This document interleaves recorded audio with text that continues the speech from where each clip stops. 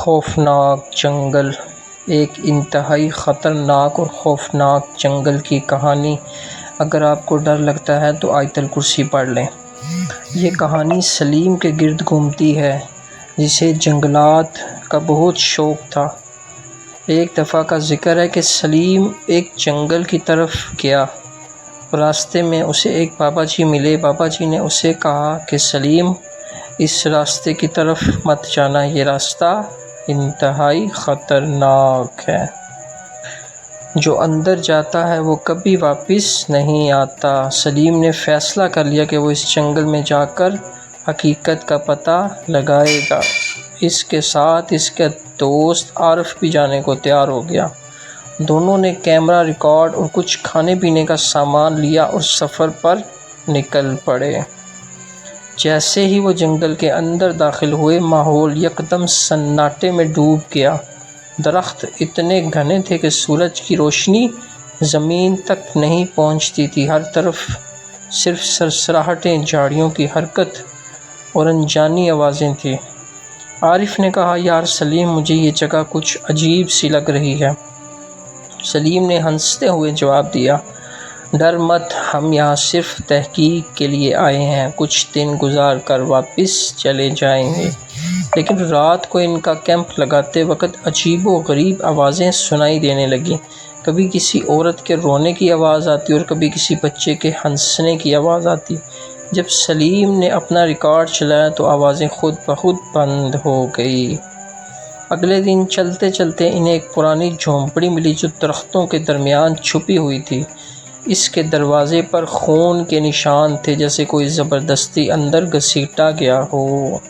سلیم نے جھونپڑی کے اندر قدم رکھا تو ایک ٹھنڈی ہوا کا جھونکا آیا۔ اندر ایک ٹوٹا ہوا پلنگ، دیواروں پر خون سے بنی عجیب شکلیں اور فرش پر کالے جادو کا دائرہ بنا تھا۔ عارف کی ٹانگیں کانپنے لگی، یہ کسی عامل کا کام لگتا ہے۔ سلیم، ہمیں یہاں سے فوراً نکلنا چاہیے۔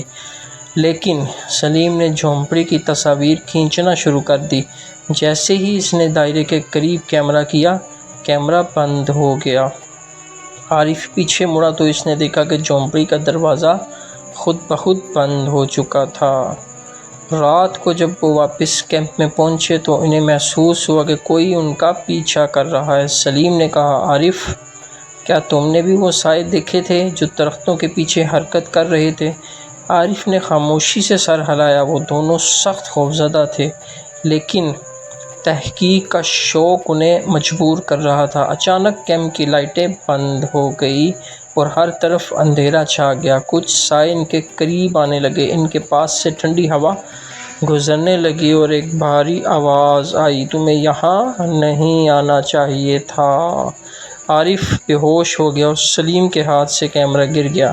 سلیم نے مشکل سے ٹارچ نکالی اور عارف کے جسم پر خراشیں تھیں، جیسے کسی نے پنجے مارے ہوں۔ اگلے دن سلیم کو جھونپڑی میں ایک پرانی کتاب ملی۔ کتاب عبرانی زبان میں تھی، لیکن اس کے چند الفاظ پہچانے، ارواح کا جنگل، قربانی، راستہ بند۔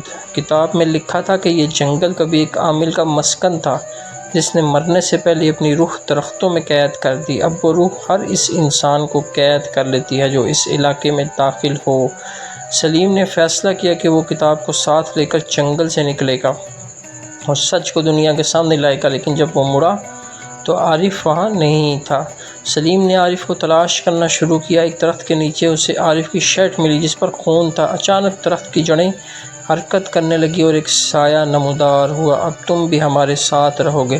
سلیم نے کتاب کی طرف دیکھا اور زور زور سے وہ الفاظ پڑھنے لگا جو اس نے سمجھ لیے تھے۔ اچانک ایک زوردار چیخ گونجی، جنگل لرز اٹھا اور سلیم بے ہوش ہو گیا۔ جب سلیم کو ہوش آیا، وہ جنگل کے کنارے پڑا تھا، ہاتھ میں کتاب تھی اور سامنے پولیس کھڑی تھی۔ انہوں نے بتایا کہ اسے ایک شکاری نے بے ہوشی کی حالت میں پایا۔ سلیم شہر واپس آ گیا، لیکن عارف کا کوئی سراغ نہ مل سکا۔ سلیم نے اپنی رپورٹ لکھی اور ساری تحقیقات مکمل کر کے آگے اپنے سربراہ کو پیش کر دی۔ سلیم، میں عارف ہوں، میں زندہ ہوں، مگر وہ مجھے جانے نہیں دے رہے، مت آنا واپس۔ یہ سلیم کی آخری کال تھی۔ جنگل اب بھی زندہ ہے، لیکن وہاں خوف کے سائے منڈلا رہے ہیں، اور ہر رات اس جھونپڑی سے عارف کی آوازیں سنائی دیتی ہیں۔